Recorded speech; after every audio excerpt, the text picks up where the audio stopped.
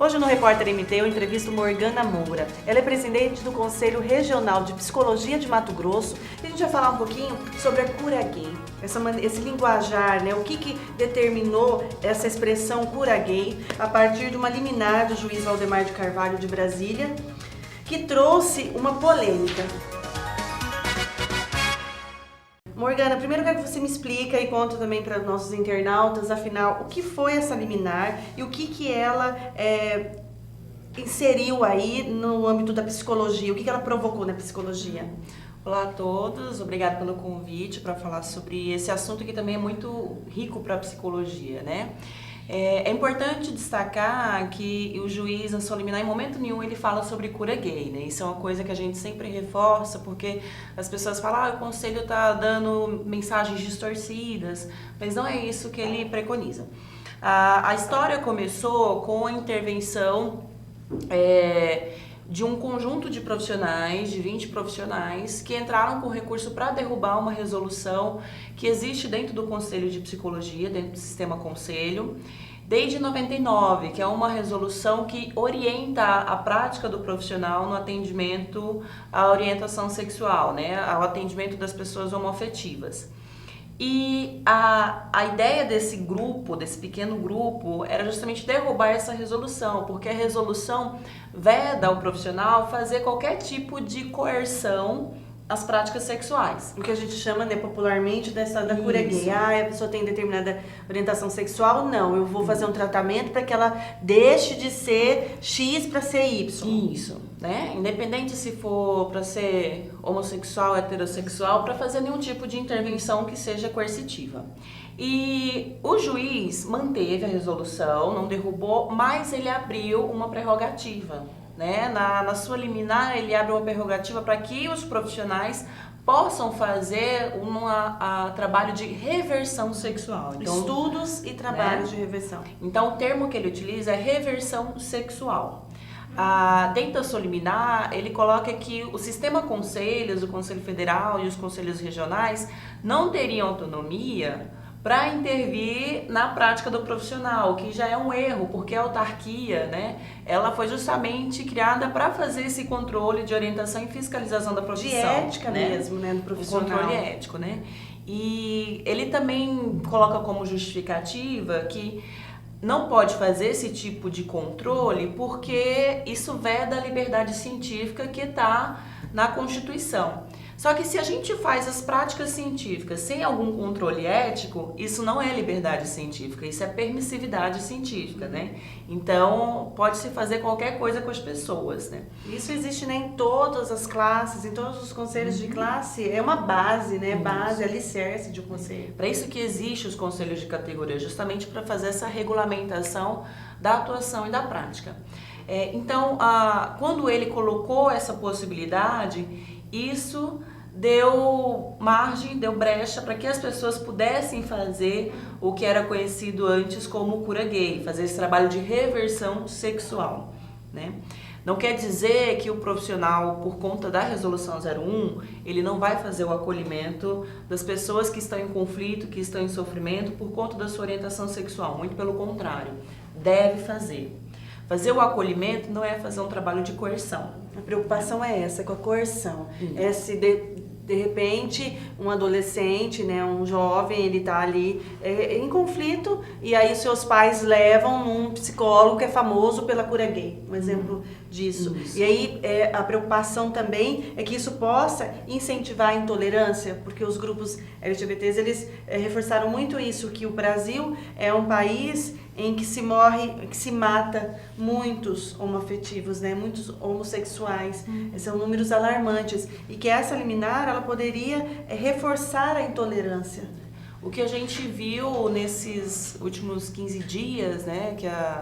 Foi justamente um movimento de ampliação, né, dessas ações coercitivas, dessa intolerância na sociedade, porque quando isso surgiu mediaticamente, deu margem para as pessoas questionarem, né, e deu margem também para que os grupos que são conservadores também tivessem poder e ferramenta para atentar contra as pessoas. Se a gente pegar os números que a gente tem em âmbito nacional e também em âmbito estadual, o Brasil ele é recordista em morte de população trans. Então, isso não é uma estatística favorável para o nosso país. É muito triste, né? A intolerância, o desrespeito ao ser humano. E no nosso estado, né, o ano ainda não fechou, mas os dados são de que já houve 11 mortes de pessoas trans. Por conta de orientação sexual, por conta da de pessoas intolerância. trans, além das agressões e dos registros que não chegam, né? Então, assim, morte de pessoas trans. Então, se a gente faz um trabalho, né, já há 30 anos de sensibilização, de acolhimento da população LGBT, essa liminar vai justamente colocar por água abaixo tudo isso. As pessoas têm a liberdade, têm a autonomia para ter as suas práticas sexuais, né? E isso não é doença. Muito pelo Isso é uma questão, né, que você abordou, porque a Organização Mundial de Saúde em 1990 tirou a homossexualidade como doença. E aí você me disse que o Brasil foi pioneiro. Antes disso já tinha essa luta quanto à orientação sexual que tirasse essa terminologia de doença. Tanto que até o termo, né, homossexualismo, a gente não usa mais, porque o homossexualismo é ligado à doença e não é doença. O termo homossexualismo ele caiu né, desde 1990, âmbito internacional, mas em 1985 o Brasil já colocou resoluções nacionais para tirar esse termo, para poder fazer o acolhimento de pessoas sem considerar isso como uma patologia, né? Tanto que a gente lida com a terminologia homossexualidade, entendendo que as práticas sexuais elas são fluidas, né? Uma coisa que as pessoas às vezes não conseguem compreender é que as práticas sexuais elas têm um caráter de mutabilidade, né? Por que eu tenho uma pessoa que dá um depoimento de que era ex-gay?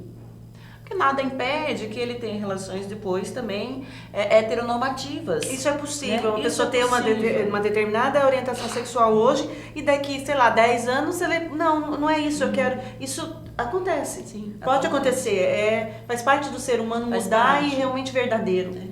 Essa fluidez, tanto que uma coisa que a gente sempre destaca também a respeito da invisibilidade da bissexualidade. As pessoas esquecem que o B do LGBT também é uma possibilidade de você ter práticas sexuais com ambos os sexos, né? Então, essa mutabilidade que a gente chama das práticas sexuais... E tem mais estigmas bissexuais, tem mais, ainda mais difícil, porque as pessoas querem sempre que eu saia de cima do muro, tem essa coisa, né? Ou eu me assumo homossexual, ou eu sou hétero, mas o bissexual, ele tem essa característica mais estigmatizado ainda. As pessoas não se assumem bissexuais, é raro isso acontecer. Você vê artistas, pelo menos eu digo quando eu penso em sociedade, em comunidade. Justamente por conta desse estigma, você acaba querendo colocar as pessoas em uma caixinha, né? Ou você é isso ou você é aquilo, né? E quando aparece uma liminar dessa proporção em âmbito nacional, isso reforça esse modelo de querer colocar as pessoas numa caixinha. E não tem como a gente colocar as pessoas em caixinhas, né? A subjetividade ela é mutável. O ser humano ele tem um potencial de transformação muito grande e é nisso que a psicologia também acredita. E a psicologia avançou muito nessa questão, Morgana, porque hoje as pessoas discutem mais isso, né? Você vê na novela, por exemplo, né? A gente está acompanhando a novela Força do Querer, um exemplo, a personagem, a Ivana, que é um trans, que se vê como um menino, então há 20 anos, há 15 anos, era o homossexual. O trans já não estava em discussão como hoje ele já ganha espaço para essa discussão. No entanto, quando eu acompanho as notícias referente ao liminar ou orientação sexual, me espanta e me entristece de ver o tanto de comentários intolerantes, preconceituosos, conservadores, assim, de ódio. E a psicologia, ela vem nesse sentido também de atuar não só com o paciente, né, que busca esse entendimento, mas com suas famílias. A psicologia tem contribuído para o avanço, para a diminuição da intolerância? O trabalho, a gente fala que além do trabalho de orientar a categoria profissional, o Sistema Conselho tem um trabalho muito importante de levar informação para a sociedade. Se a pessoa chega no consultório em sofrimento por conta da orientação sexual, a gente vai acolher isso para entender que o sofrimento não está necessariamente relacionado à orientação, mas à violência que ele sofre pela sociedade. Então, o trabalho que a gente faz de acolher a família, de levar... mais pelo outro, o sentimento em relação ao outro que o sentimento próprio. Então, assim, o trabalho que a gente faz em relação a essa demanda é não somente com a pessoa, mas também com a família, o meio onde ele convive e principalmente, que aí é o trabalho mais próximo do Conselho de Psicologia e também do próximo da mídia, é levar informação de qualidade. Então, isso que a gente está fazendo aqui hoje de levar informação de qualidade desmistificar, esclarecer justamente o que vai contribuir para diminuir a violência e diminuir o sofrimento. E diante dessa liminar, qual foi o posicionamento do Conselho Regional, né, os conselhos regionais do país, do Conselho Federal? O sistema conselhos, os conselhos regionais estão fazendo ações para sensibilizar em âmbito regional, nos seus estados. Nós acompanhamos, já somos parceiros da Parada da Diversidade, então a parada aconteceu recentemente, nós participamos, acompanhamos, durante a semana toda tivemos debates locais. E vocês recebem críticas no sentido de, nossa, eles estão incentivando dos grupos conservadores? Também recebemos, né? Mas a gente percebe que a argumentação, né, ela vem sem nenhum caráter técnico, nenhum caráter científico, né? É só uma argumentação da boca para fora, né? Não tem embasamento teórico, científico nem legal. Então, a gente está fazendo esse trabalho de sensibilização no nosso estado, mas em âmbito federal, o Conselho Federal já entrou com um agravo de instrumento contra essa liminar em parceria com a OAB, né, a Ordem dos Advogados do Brasil, e provavelmente vai ocorrer um processo para derrubar essa liminar. Uhum. E a gente acompanha que hoje o jovem, cada vez mais jovens, com menos, né, mais cedo, assim, na adolescência, eles têm se manifestado quanto à sua orientação sexual e a gente percebe um aumento disso. Isso seria porque, Morgana, realmente eles estão com mais liberdade para, assim, assumir a sua condição, ou tem muita influência de mídia? O que acontece? Hoje nós temos mais pessoas homossexuais assumidas, ou o que justifica o jovem hoje cada vez mais, assim, a gente tem um número maior de pessoas assumindo sua orientação sexual homoafetiva, né? Nenhum nem outro, mas eu acho que sempre há ambas as possibilidades. Se a gente for pensar nas práticas homoafetivas, elas não são de hoje e não são somente da nossa cultura, né? Se a gente for para a Grécia Antiga, as práticas homoafetivas, elas eram mais do que comuns, né? As práticas heteronormativas, elas eram somente para procriação. Então, hoje, a gente conseguiu fazer um movimento nesses 30 anos justamente de sensibilizar e mostrar que as pessoas podem ser acolhidas. Então, o apoio dos coletivos, dos movimentos sociais, fez com que as pessoas se sentissem mais acolhidas. E isso dá margem, sim, para que as pessoas tenham um espaço de conforto e segurança para se colocarem socialmente e se declararem sua orientação sexual. Diferente do que nós tínhamos há 30 anos atrás, que se você colocasse isso, você podia ser reprimido. Há 50 anos atrás, você poderia ser até preso. Vivia-se uma vida inteira sendo alguém que realmente não era, né? Isso não quer dizer que é um estímulo para que as pessoas virem homossexuais. Você não vira homossexual, né? Você não vira bissexual. Você é e você desenvolve as suas práticas de acordo com as suas vivências. Mas aí quando você diz assim, em determinado momento é possível deixar de ser. Ela não deixa de ser, né? Você disse assim, a orientação. A orientação. A orientação. Eu tenho orientação homoafetiva e de repente, né, eu posso, você disse, a questão do ex-gay, hétero. As pessoas confundem muito quando a gente vai falar da relação dos afetos, que elas confundem muito o afeto com a prática sexual, com a identidade de gênero, né? Então existem essas diferenças. Quando a gente coloca orientação sexual, eu me sinto atraído por quem, né? Eu me sinto atraído pro sexo oposto, ou pelo mesmo sexo, ou por ambos, né? Isso acontece. Orientação de gênero eu me identifico com o quê? Segue com o gênero feminino, gênero masculino, com nenhum deles ou com ambos, né? Como a Ivana da novela. Isso, então tem várias possibilidades, né? Então não necessariamente a pessoa, deixei de ser gay porque agora eu sou hétero. Não necessariamente. Nesse momento da vida dele, ele tem essa orientação para estar com pessoas do mesmo sexo. A gente se apaixona por pessoas.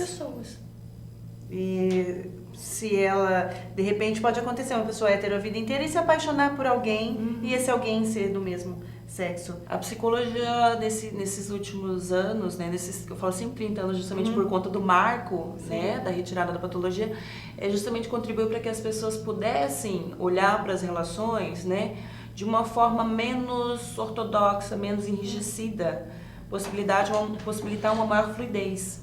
E aí, ao mesmo tempo, se uma pessoa, aquilo, como você diz, né, causa sofrimento, ela sim, no âmbito da intimidade com o seu terapeuta, com o seu psicólogo, ela pode sim discutir isso e falar, não, eu quero tentar não ser gay. Sim, ele pode, ele deve. Porque não pode ter a coerção. Não pode ter a coerção. Se ele traz essa demanda no consultório para o profissional, o profissional ele tem que acolher isso e tentar investigar qual é a origem desse sofrimento. E é muito sério, gente, porque eu fiz uma entrevista aqui sobre saúde mental e foi feita uma pesquisa que o comportamento suicida, né, pessoas que pensam em suicídio, a maioria, o jovem, porque agora está crescendo muito esse comportamento suicídio no jovem, e não héteros, por conta da falta de acolhimento. Então, como é preocupante e que a sociedade, por um lado, não avança. A questão da homofobia, que é um absurdo, que é crime, é uma agressão ao ser humano.